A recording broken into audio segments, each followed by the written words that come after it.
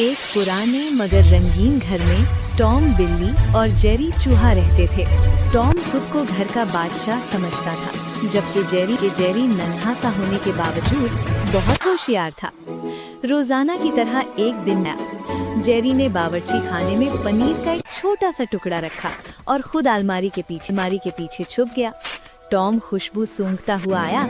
जैसे ही उसने पनीर की तरफ कदम बढ़ाया, अचानक फर्श पर फिसल गया और सीधा आटे के थैले में जा गिरा। जेरी कहकहा लगाकर हंस पड़ा।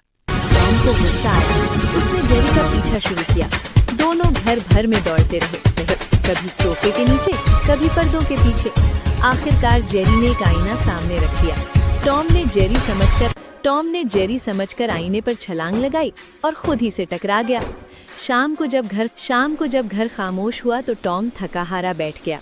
जेरी ने आहिस्ता से पनीर का आधा टुकड़ा टॉम के सामने रख दिया। टॉम ने हैरत से देखा, फिर मुस्कुरा दिया।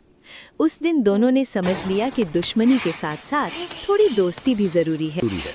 सबक दिया गया है, अकल और हंसी मजाक ताकत से ज्यादा कारआमद होते हैं और कभी-कभी सुलह सबसे बड़ी जीत होती है।